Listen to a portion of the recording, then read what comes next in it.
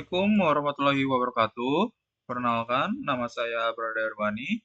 Hari ini Perkenalkan, nama saya Bayu Kurniawan. kita akan belajar seputar N8N dengan konsep yaitu otomasi pengiriman tugas berbasis Airtable dan penggunaan Telegram. Nah, sebelumnya teman-teman kalau mau mengakses N8N itu harus memakai localhost. Nah, yang saya pakai di sini pakai localhost 5678 dengan aplikasi runningnya itu Docker. Nah, untuk menginstalnya kalian bisa kunjungin di bagian Google, searching aja ya N8N. Nah, nanti kalian pilih yang Docker juga, di situ nanti sudah ada tutorialnya. Oke, nanti mungkin dicantumin bagian link Dockernya juga cara pemakaiannya. Nah, bagaimana sih program ini berjalan? Pertama, kita tuh buat dulu schedule-nya. Schedule ini kita cari di bagian sini, di tanda plus, klik cari namanya schedule. Nah, schedule trigger. Nah, kita ambil, kita klik aja teman-teman kayak gini. Nah, nanti dia langsung sesuai dengan yang keluarlah tampilan bagaimana nanti kita bisa mengatur parameter ataupun settingannya. Nah, kalau tidak digunain, kita bisa pilih tanda delete. Untuk schedule-nya, kita klik di sini dengan pengaturan seperti ini. Kita atur per hari, between trigger-nya itu per satu hari. Nah, ini tuh kalian bisa atur bisa satu, dua ataupun tiga. Kalau saya range, nah di sini range-nya ada 1 sampai dengan 31, tapi saya di sini adalah satu atau per hari. Trigger-nya setiap malam, trigger minute-nya itu di 15 menit. Nah, kalau kalian sudah atur, bagaimana mengecekannya? Kalian execute step-nya aja. Nah, nanti hasilnya seperti ini. Tanggal 2026 per hari ini, Januari, tanggal 4, 2026, di tanggal 8, di tanggal 8, di jam 8 lewat 26 menit, malam. Di Sunday, atau Minggu, tahunnya 2026, bulannya Januari, tanggal 4, jam berapa? 20, jam 8, di menit dan 6, dan secondnya 3. Dan ada time zone-nya itu di Asia Jakarta. Lalu setelah ada tanda contreng ini, berarti tandanya sudah betul teman-teman. Nah, kita bisa lanjut aplikasi pemrosesannya. Habis itu kita cari namanya di sini, kita cari namanya search. Pertama namanya Airtable. Nah, kita klik aja Airtable, kita pilih yang namanya search. Nah, search record ini kita gunain untuk mencari sesuatu yang ada di dalam table yang sudah kita buat. Nah, Di sini saya ingin menjelaskan tentang Airtable. Di sini kita memakai penyimpanan data yaitu Airtable. Kami menggunakan Airtable. Alasannya kami memilih Airtable karena platform ini bisa berfungsi seperti database berbasis cloud, tapi cara penggunaannya cukup sederhana dan mudah dipahami. Jadi walaupun tampilannya mirip spreadsheet, sebenarnya Airtable ini sudah bisa menyimpan data secara terstruktur.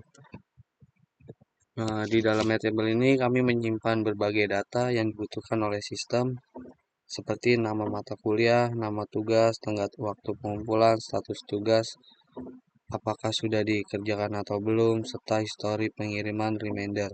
Semua data ini dikumpulkan dalam satu tempat sehingga lebih rapi dan mudah dikelola. Dengan menggunakan Airtable, kami juga tidak perlu membuat server data sendiri. Jadi dari sisi teknis, sistem menjadi lebih sederhana karena semua data sudah disimpan secara online dan bisa diakses kapan saja. ya, terus ada nama tugas, terus ada deadline, kita atur juga, bisa kalau pengaturannya kita buat seperti ini. Nah, deadline kita pilih date. Kalau enggak, nanti dia nggak bakal tanggal itu secara otomatis. Lalu ada Telegram ID. Pastikan Telegram ID ini kalian itu cocok dengan sudah kalian buat di bagian Telegramnya. Kalau kalian nggak punya Telegram ID, kalian buat dulu. Yang pertama itu siapin token, yang kedua Telegram ID. Setiap HP pasti atau setiap akun pasti punya Telegram ID masing-masing. Di sini saya seperti ini. Nah, hari menuju deadline, di sini udah terlambat, dia secara otomatis datanya bakal terupdate Nah, statusnya di sini kalau saya sudah di minus, saya setting terlambat. Nah, settingannya yaitu formatnya jika hari menuju deadline sudah lebih daripada kurang nol, berarti kita ganti menjadi terlambat. Nah, tapi kalau masih aman, berarti dia lebih daripada nol atau else-nya gitu. Reminder tugas juga bisa kita atur secara otomatis. Kategori prioritasnya yang sudah telat itu bakal tinggi. Nah, di sini saya bakal ada ubah satu di sini tanggalnya hari menuju deadline, atau kita kan pasti biasanya ngasih tugas lah dosen. Nah, tanggalnya sudah ditentuin. Kita pilih tanggal Januari tanggal 6. Habis itu kita bikin, nah dia tidak terlambat, H plus 2, masih aman, tugas resume. Tugasnya apa? Masih sama, kategorinya generating, tetap tinggi. Nah, seperti itu. Nah, nanti ini bakal diingetin. Nah, lalu bagaimana cara konektivitas dengan Airtable? Nah, kita harus coba kalian klik ke pojok kiri bawah. Kalian pilih yang namanya Builder Hub.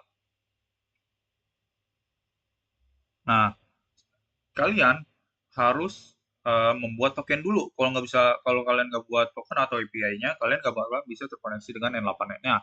Nah, Airtable itu harus kita buat dulu table mana, bagian apa yang ingin kita buat token.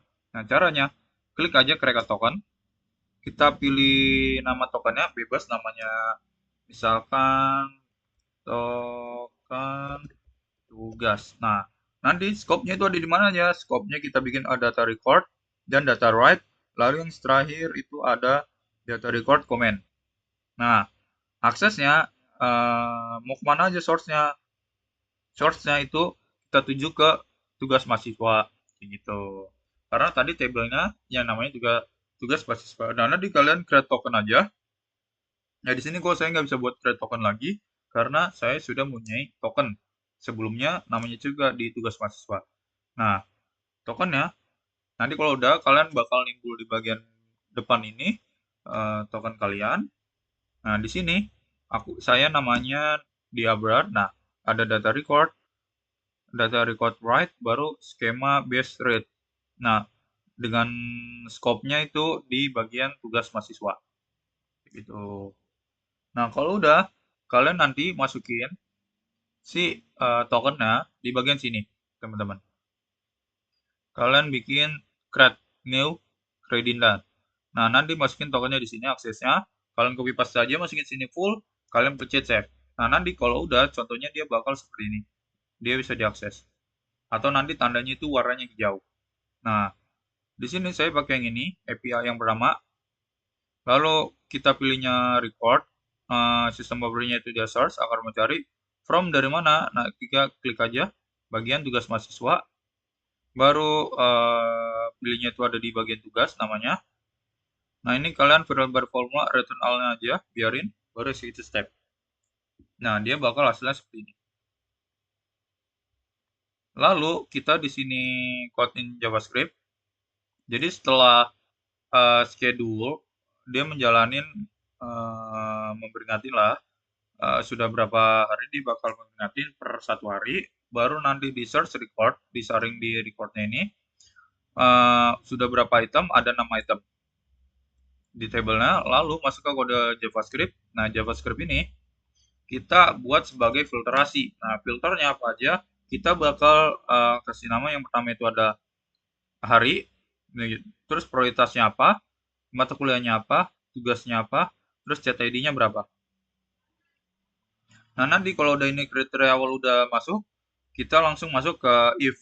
Di sini udah disaring nih sebenarnya. If jika harinya sudah kurang daripada 0, tugas namanya itu tugas terlewat. Nah, tapi kalau if tapi tugasnya prioritasnya tinggi plus harinya udah lebih sama dengan 1, itu udah tugas prioritas paling tinggi. Nah, kalau reminder tugas itu kalau harinya itu lebih daripada 3. Seperti itu. Nah, nanti kalau udah kita execute step aja, di sini udah disaring. Nah, yang nol itu berarti dia tidak terdeteksi. Tapi kalau dia ada teksnya seperti ini, berarti tandanya dia bakal bisa kirim pesan atau prioritasnya sangat amat tinggi. Gitu. Nah, nanti kalau udah, di sini kenapa saya ada if lagi, di sini baru kita bakal mensaring lebih lanjut lagi. Jadi filter secara kasarnya itu ada di Node JavaScript, baru masuk ke bagian if kedua itu sebagai filterasi tambahannya, biarin apa yang kita sudah inginkan dia benar-benar disaringkan. Kata Leonard, kalau di sebelah kiri itu ada namanya null, nah dia tidak terdeteksi, dia langsung kita lewatin datanya menjadi seperti ini. Karena yang null dia pasti bakal masuknya ke false gitu. Nah, lanjut. Selanjutnya untuk ini Telegram ini untuk pengiriman reminder. Kami menggunakan Telegram sebagai media notifikasi. Telegram dipilih karena aplikasinya itu ringan. Telegram dipilih mudah digunakan dan notifikasinya langsung muncul di perangkat pengguna, baik di ponsel maupun di komputer. Dalam sistem ini, Telegram berfungsi sebagai penghubung antara sistem dengan pengguna. Jadi, setelah data tugas diproses, sistem akan mengirimkan pesan reminder secara otomatis ke akun Telegram pengguna. Isi pesan tersebut berupa informasi tugas seperti nama mata kuliah, nama tugas, dan tenggat waktu pengumpulannya. Pengguna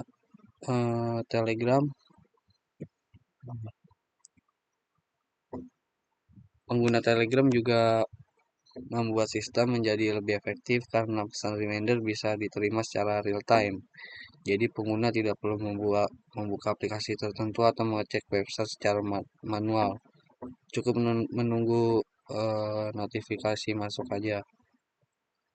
Dengan begitu resiko lupa mengerjakan ataupun Telegram ID-nya kita mau melakukan settingan seperti ini. Kita bikin dulu Telegram account API, baru resource-nya itu message, operasinya itu bisa send message, baru chat ID-nya kita ambil dari JSON Telegram/ID, yaitu namanya di bagian sini, teman-teman. Harus sama. Nah, Telegram ID /Telegram/ID. Nah, bahkan di sini JSON bertipe number Telegram ID. Nah, dia sudah resultnya udah langsung muncul hasilnya. Baru teksnya apa? Seperti ini. Yang ada di bagian JSON juga. Oke, kalau kita eksekusi step, dia bakal menghasilkan seperti ini. Nah, hasilnya sudah terkirim. Nah, nanti kita bisa lihat di Telegramnya. Baru setelah hasilnya sudah ada, dia bakal dibuat record. Jadi search awal table itu untuk mendeteksi table apa, kode JavaScript sebagai filterasi pertama, baru difilter selanjutnya di bagian if, baru nanti message itu dikirim melalui Telegram, chat berbasis chat ID, baru setelah Telegram recordnya dibuat. Nah, create recordnya hasilnya seperti ini. Sorry, bukan di sini. Kita di bagian satu lagi, yang namanya ini. Handling base. Nah, hasilnya seperti ini. Tanggal 4 bulan 1 ini paling baru dikirim, sedang dikerjakan, terkirim posisinya, proyek juga karir dan segala macam. Nah, nanti hasilnya di Telegram seperti ini. Kita terus dulu Telegram.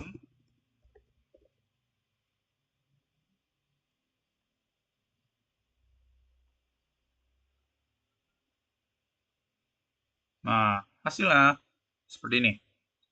Tugas terlewat. Ada tugas terlewat, ada tugas terlewat juga lagi, ada tugas terlewat. Nah, betul. Terus bahasa Inggris juga ada algoritma sesuai dengan nama table yang di bagian awal. Nah, sistem ini bisa integrasi biarin misalkan kamu situ secara otomatis. Misalkan kita kan biasanya lewatnya email ataupun kadang lewat via grup WA dan segala macam. Itu juga eh, harus diperingatin oleh gurunya.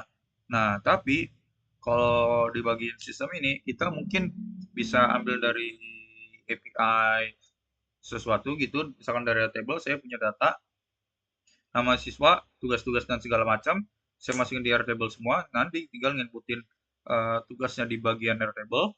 Nah, nanti secara otomatis dia benar-benar secara otomatis diperingatin. Jadi nggak usah kita memperingati secara manual lewatin WhatsApp ataupun Telegram, tapi kita bisa secara otomatis melalui Telegram pengiriman tugasnya. Sorry, reminder tugasnya. Nah, kalau untuk kenapa sih kok kita belum bisa nginputin tanda selesai gitu, misalkan slash selesai kayak gini. Nah, itu dia tidak fungsi sama sekali. Misalkan matkul apa, karena saya belum menyempurnakannya lah. Karena kenapa? Ketika saya bisa nih kirim via Telegram trigger, tapi saat di sininya saya harus, sorry, di sini ya harus terkoneksi dengan webhook. Nah, di sini saya webhook itu tidak bisa. Karena kenapa? Kok webhooknya tidak bisa? Karena di sini localhost saya, Pak, 5678, sedangkan itu localhost benar-benar pribadi.